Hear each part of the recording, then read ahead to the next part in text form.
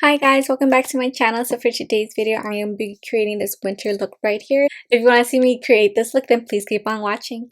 Alright, so the makeup palette I am going to be using for this look is this palette right here. The 35i Icy Fantasy palette. And then I am going to be using Morphe by Times James Charles palette as well. So I just put on some white concealer and then I'm using a white eyeshadow to really set this in place. When working with pastels, I would definitely suggest, or like really light colors, I would suggest going in with the white eyeshadow and concealer just to really make sure that those colors really pop the way you want them to. Also, I want to say just Happy New Year's. I hope everyone's New Year's is going by okay. So a book I actually finished reading was this one right here. I finished it like last week, but this is called Then She Was Gone. It's a novel, and yeah, it was pretty good. I literally finished it super fast because it was very interesting, at least to me. If this is a book that you're actually gonna read, then maybe don't watch this video, just in case like you are planning to read it. But if not, I'm gonna spoil it for you in this video. So I'm gonna talk to you about that book. I don't know why I'm so out of breath, but I'm gonna talk to you about that book while I do my makeup. So this book is about a mother who loses a child, like her child disappears on her. The mom, her name is named Laura Mack, and her husband, I already forgot her husband's name. I want to say Peter. And then she has 3 kids. So she has the oldest kid, his name is Jack. And then she has a middle child, her name is Hannah. And then the youngest is Ellie. Ellie is the youngest, and it's Laura's favorite child, actually, not even daughter, just favorite child. And one day Ellie wants a tutor, so she goes to her mom and says like, Mom, I really want a math tutor because she wants to make sure that she gets a really good grade on it. At the time, Ellie is 15. The reason why she wants a math tutor is because she has a boyfriend. His name is Theo, and Theo is really good at maths, and so he gets like the highest grades. And Ellie is the type of person that she loves to be good at everything. She's like an overachiever. And so the next time she has a math tutor, the math tutor is an Irish woman named Noelle. She is definitely very like more like a serious kind of woman. Ellie kind of writes on her diary saying like she seems like okay, you know what I mean? Like she seems nice. And then as she's gets tutor every week by her, this tutor starts giving her little gifts like chapstick, maybe chocolate, like little things like that, just to say like you're doing really good, you know, like how teachers would do, like give you some type of prize. And she's also like seeing Noelle every week, and she's starting to feel weird around her because she's giving her weird vibes. And she just kind of like mentions in her diary like, like Noelle is kind of weird, like she's like super intense, because she starts asking her like what her dreams are. And Noelle kind of tells her, like we all have hopes and dreams, and like but the thing about life is it's unfair, and like sometimes we don't get what we want even though we work so hard for it. And one thing that she does talk to Ellie about is the fact that she's like, I worked hard, I went to a good university, and look at me now, I'm your tutor, I tutor you. Like, I don't have like an amazing job, I don't earn like so much money and blah blah blah. And so that really puts Ellie off, like, you're a downer, like you're like, I don't want that negativity in my life, basically. So she tells her mom like, hey, you know what, like I'm really doing well in maths now, like I feel like I learned everything I can, I feel like I can do it all on my own, like I feel like I got this. Her mom kind of is like, are you sure, sweetie, because like the main exams are coming up. And she's all like, yeah, Mom, it's fine. She kind of didn't want to tell her mom the real reason why she just like kind of like not want to um keep going. She was just like, I'm good, mom. I have to concentrate on other subjects too, like geography, and I really feel like I got math down to a T. And her mom's like, okay, well, sweetie, if that's what you want and that's what you're comfortable with that, then okay. So then one day, Allie it decides to go to the library because her sister brought over one of her girlfriends, girls who is a friend, at the house, and then they're chatting, so they're being a little loud, and so Ellie kind of is like, I can't concentrate, so she tells her mom like, listen, mom, like I'm gonna go to the library because I need to study for my exams. Her mom's like, yeah, that's fine. Ellie has gone to the library by herself multiple times already. Like it's not like an unusual thing, right? And as time passes and she doesn't come home, it's already dark, so her mom obviously is a little like concerned about it because she's just like like that's not like her. So her mom, yeah, calls up her Ellie's boyfriend at the house, at his house, and Theo's mom answers, and so she's like, oh, hi, just calling in to see if Ellie is there. The mom saw, and Theo's mom tells her, no, she actually never came by today. I don't think they had any plans that they've arranged. And so the mom is like, oh, okay, I guess maybe she went with a friend then. So she's like, well, thank you so much. And she's like, yeah, no problem. So she hangs up. She calls all of Ellie's friends. None of her friends say like, yeah, I saw her or she's with me. So now her mom is getting concerned because she's like, well, where's my daughter? Because at this point already the library is closed, so she's not at the library. So she's like a little concerned, and she's just like, okay, well, where is she?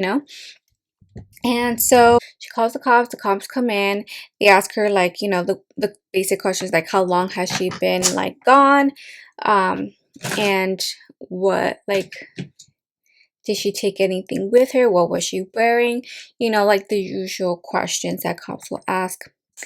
All right, so I think it's the next day that they do a whole search for Ellie. So as they're searching, no one has found her. They don't find her, and they don't find any of her things. They look through CCTV footage to see where she was last seen, where she was going. The last thing that they see on CCTV footage is her looking through a car. They're not sure if she was trying to see someone in there, she's trying to talk to someone, or she was just checking herself out. So that's the last that they've seen of her. As the years go by, they don't find anything. They don't find a body. They don't find maybe an article of clothing maybe that she was wearing that day. They don't find anything. So fast forward, it's been 10 years already since the disappearance of her daughter, and we kind of take a look to Laura's life. So at this point, Laura is she is divorced, so she got a divorce from her husband. And then she is not close with her other two children. So Jack he's the oldest, so he actually lives in a different part of the city, I would say, with his girlfriend.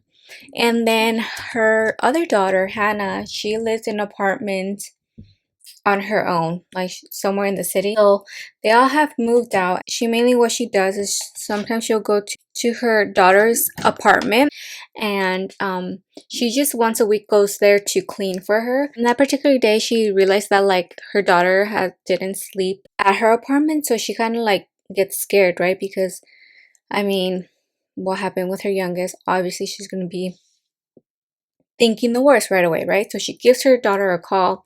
She doesn't answer though her phone, so she calls her at her job, and she does answer, and she hangs up on her. And then another thing she does, she works at a grocery store 3 or 4 times a week, and then also throughout the week she goes to visit her mom. Her mom is at those senior homes, right? Because she's older and stuff. But yeah, you can tell that after everything that happened with her youngest, Allie, you can tell that everything just changed in her life. You can tell that she just lives more of a lonely life, I would say. That week, she gets a phone call from the cops. They tell her to come down to the station. They need to kind of show her something. So already in her mind, she feels like, okay, they found something, right? Because obviously, why else would they ask her to come to the station, right? And then they are in like I want to say maybe it's like an interrogation room, sort of.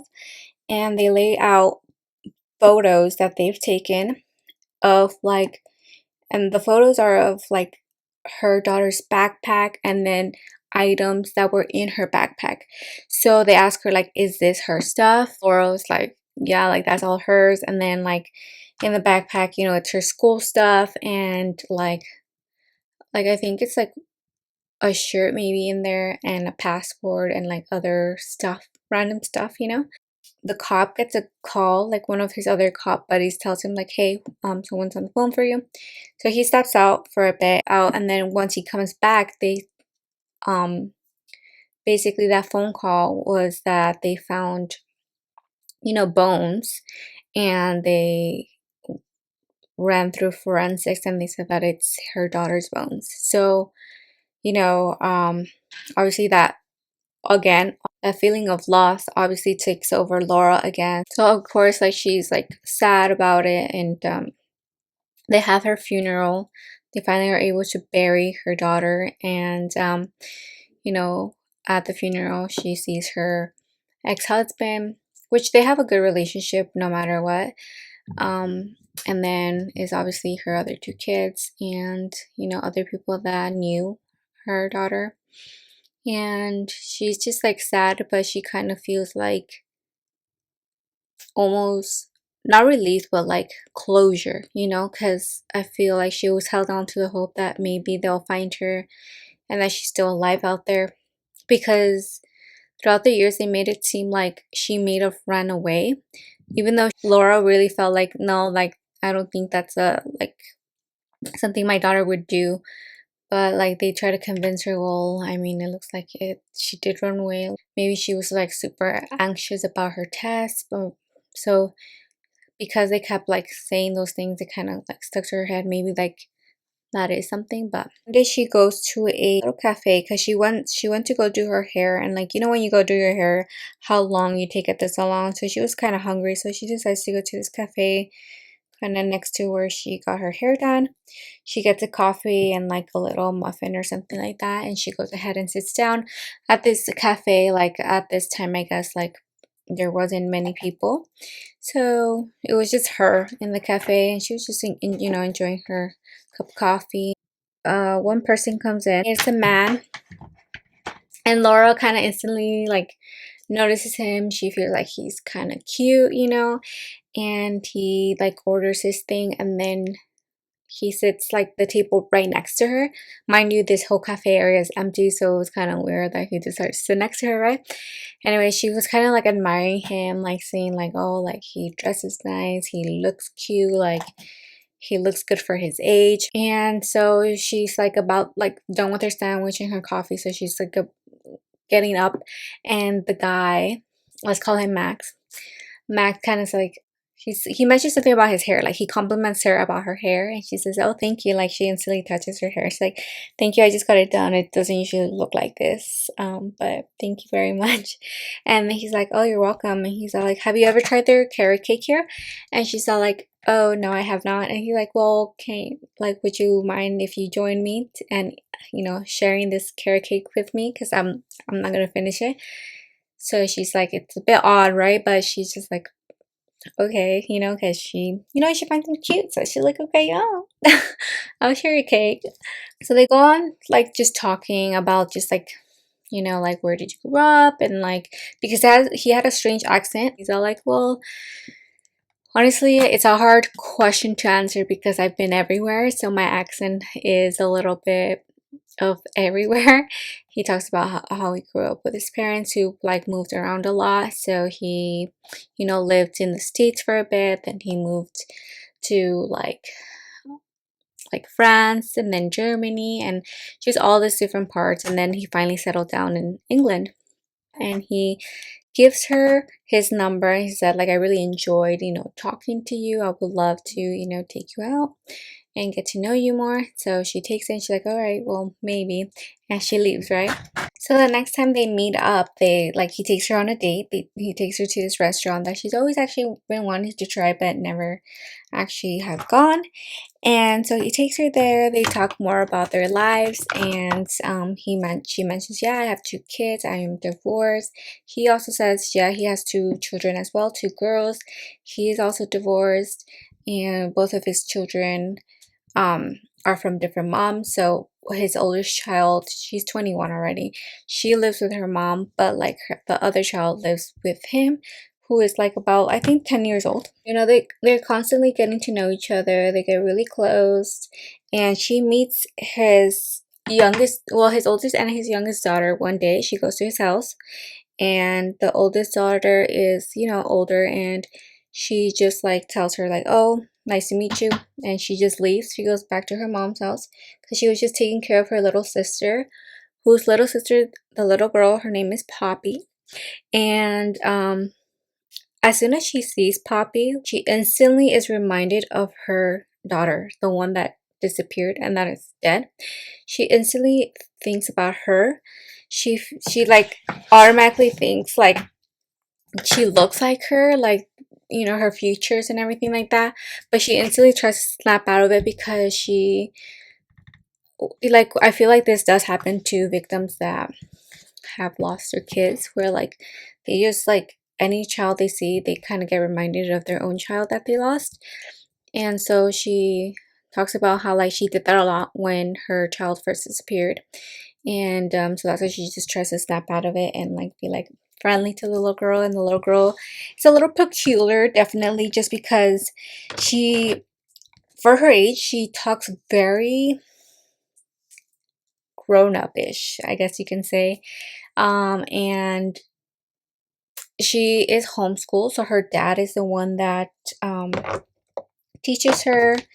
And so she hasn't really been around little kids, and maybe that's why. But like the little girl says like, oh no, I love being homeschooled because um all the other kids are like weird. I just don't like, I can't seem to, she can't seem to relate to the other kids her age because they're just so immature, and just like she's just like, you know, they're not as smart as her and whatever.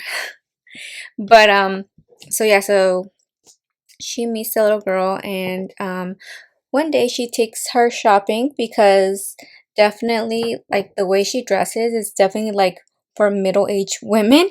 And she kind of tells her like, you know, like because you're like so little right now, I think like it would be nice if you kind of dressed your age, because like you have plenty of time to dress like that when you get older. Like, so she kind of tells her, okay. And one time she kind of asked Max, like, well, what happened with her mom? Is her mom like dead or something? Because usually, you know, kids are with their mom, they're not really with their dads all the time, like full time, not really.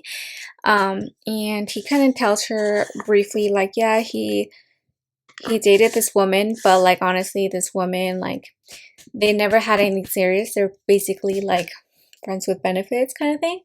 And he says like, yeah, so she got pregnant and like she just couldn't handle being a mom, and so one day she just like ditched her with me and left her, which she was like, but I'm fine with it, like I am more than happy to be with my child.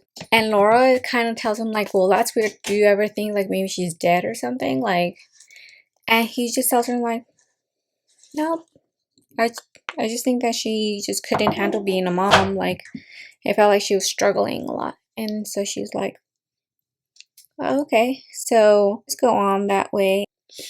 And then one day, Max is the one that actually tells her, like, oh, you know, I know about your, like, what happened with your missing daughter. I kind of like searched you up a little bit once I met you, just because like I just wanted to get to know more about you. Like, you don't have to tell me about it if you don't want to. But she's like, no, I'm fine with telling you about it. So she basically tell him the gist of what happened, and he's like, oh, I'm so sorry. They just get to know more about each other, and Max definitely seems to have like really been like falling in love with her. But Laura's more on like the defense side. Like, mind you, this is the first time she's ever like met or even dated a guy in like over who knows how long. But so that's why she's a little like more like, to herself. She's not like trying to feel all that just yet.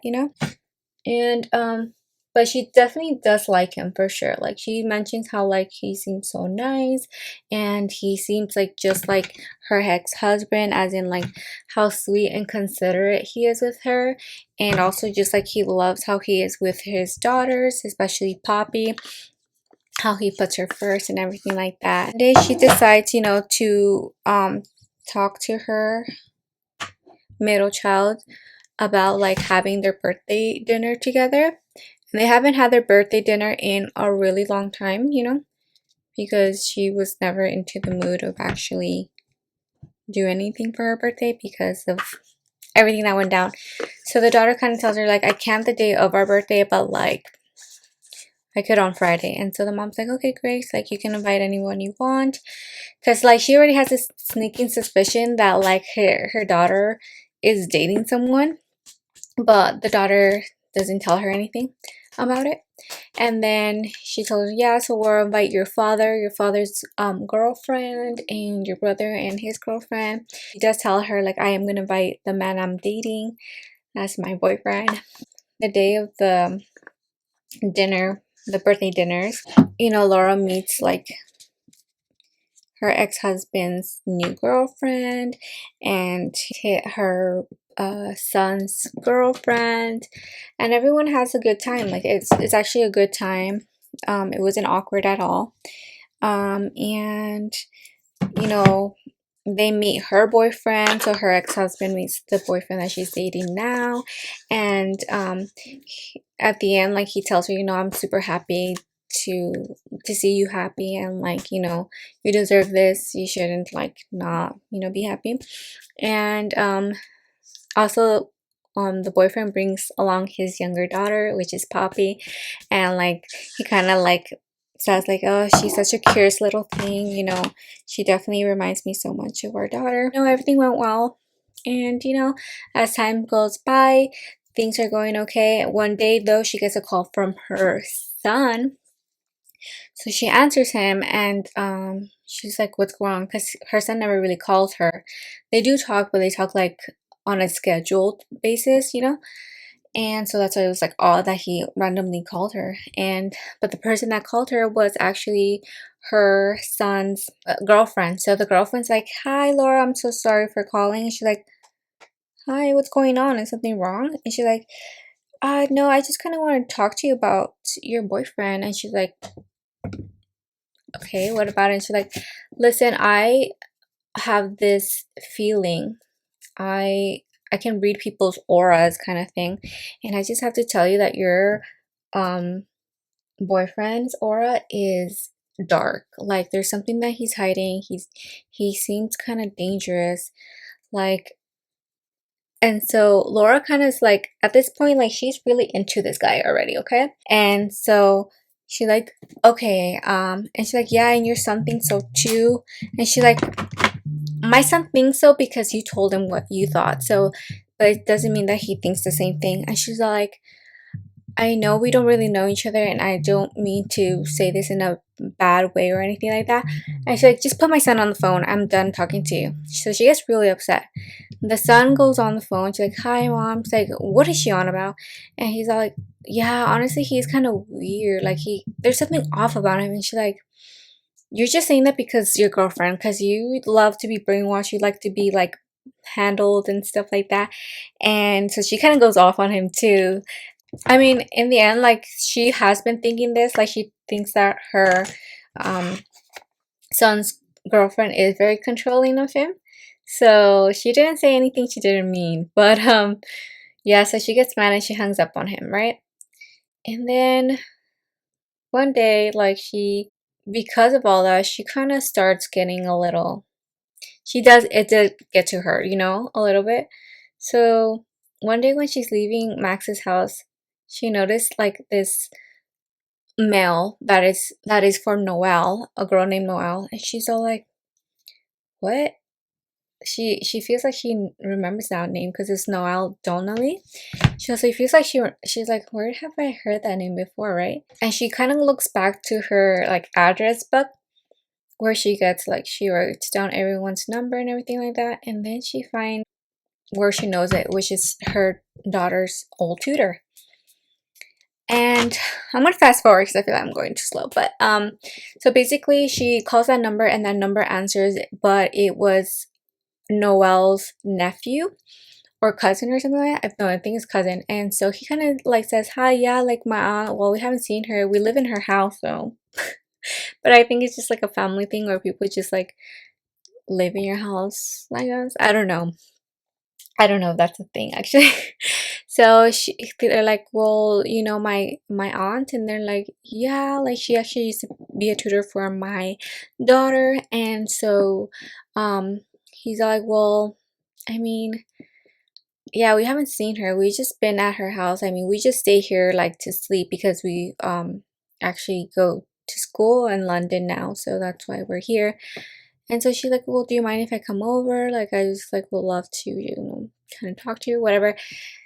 And so she kind of talks to them because basically by now she finds out that Noelle is the mother of Poppy, because like when she confronted Max about like, oh, I saw this like mail forward to Noelle, and he's like, yeah, that's Poppy's mom. So she talks to the nephew of Noelle, nephew or cousin, whatever, family member, and he says like, yeah, no, we actually wanted to reach out to Max and like get to know our, you know, our new family member, you know, the daughter of our aunt, but he kind of like told us no and like just like shut us up down, and that was that. You know, we can't like actually force him to, for us to like get to know this girl. And so she's like, that's weird, you know. So then fast forward, Christmas comes around, and then and Max tells her like, hey, I want you to come over. I have a gift for you and I just want to give it to you now. So she comes over. By this point she's super like suspicious of Max. Like she's starting to see like, like something's off, you know. And he kind of tells her, I know you know like what's going on here. And you know I'm not the person I say am. And I just want you to know that I do love you, and that I never thought in a million years someone like you would ever like look at me and give me the time of day, basically. And I really do love you, and I really do love Poppy. Your Christmas gift is at my uh office, and then in my office I have a video for you. You just press play. And he's like, I'm gonna go grab something and I'll be back. And he says, goodbye, right? But he says, like, I felt like the goodbye was like goodbye, like forever. So he leaves, and then she goes to his office and she clicks play. And he's talking to Laura the whole story that happened. So basically, he says that he met Noelle a long time ago, and they were just F buddies basically, and that he lied to her about Poppy. He made him think that like that daughter is his, but it isn't. Um, and he confessed to him one day that like that kid isn't his and it isn't hers. So Noelle is the one that basically kidnapped her daughter to have a child for them. And he tells her though, like, I had nothing to do with it. I didn't know about this. Um, and he tells her that like, so Noelle kidnapped her daughter, kept her in her basement, and she purchased semen from a random guy that was selling his semen online, and impregnated Ellie. And so she had the daughter, and she basically did it because she was really obsessed with him, kind of like she just wanted them to be a family, and so that is why she did what she did. But he couldn't go to the cops when he found out, because what happened is that when she confessed to him, because she was nasty to him, like the way that she was telling him off, um he got mad, so he like lunges to her, like because he was upset, but he doesn't like try to go hit her. He just tries to go like grab her kind of thing, like, and maybe shake her up a little. But like she kind of like steps back, and like she trips and she hits like her head, I'm guessing, and like she she dies. So he said like I couldn't go to the cops because like, well, now they're gonna ask where she is, and she's dead. And I just didn't want to leave the little child. And he's just like, I'm like, I didn't really mean any of this to happen. The reason I got close to you is because I wanted you to have a relationship with your granddaughter, and I'm so sorry for everything, but I swear to you, I didn't mean to kill Noel, and I didn't have anything to do with your daughter's kidnapping. And then he just said goodbye. He said that, oh, before he said goodbye, he also did tell her that like he already talked to Poppy, and he told her that like she is her grandma, and that her real mom is Ellie. After that, Ellie and her embrace, and she's like a little sad for Max because she does have a close bond with Max, but then she's happy that like she knows that she has a family, and that she knows that her mom didn't just abandon her, because that's what she felt, that's what she thought of all those years, because like her mom, obviously just ditched her, didn't want her. But knowing that she had a mom that loved her, and she has a family, she's very happy and stuff. So like that's how it basically ends. Crazy, crazy story. Yeah, and there's like another part at the book where like one thing I thought was super crazy though, that like Theo, Ellie's boyfriend, so Hannah is now dating him, which I don't know, that's weird. That's super weird to me, because it's like there's a lot of men. Okay, there's a lot of men out there. Okay, and the fact that you're dating your dead sister's boyfriend is weird. Is so weird, guys. Like I don't know, that when they mentioned that towards the end, I was just like, that's weird. That's weird. That's weird. Like I was like, that's really weird. I'm sorry, but I don't know. That was just like, that actually took me out in the end. Definitely recommend you guys read it, because I didn't tell like every specific detail, because or else this video would have been like 2 hours long or something. So, but I hope you guys enjoyed this look. So this is basically how the look came out. Thank you so much for watching, and I'll see you back in my next video.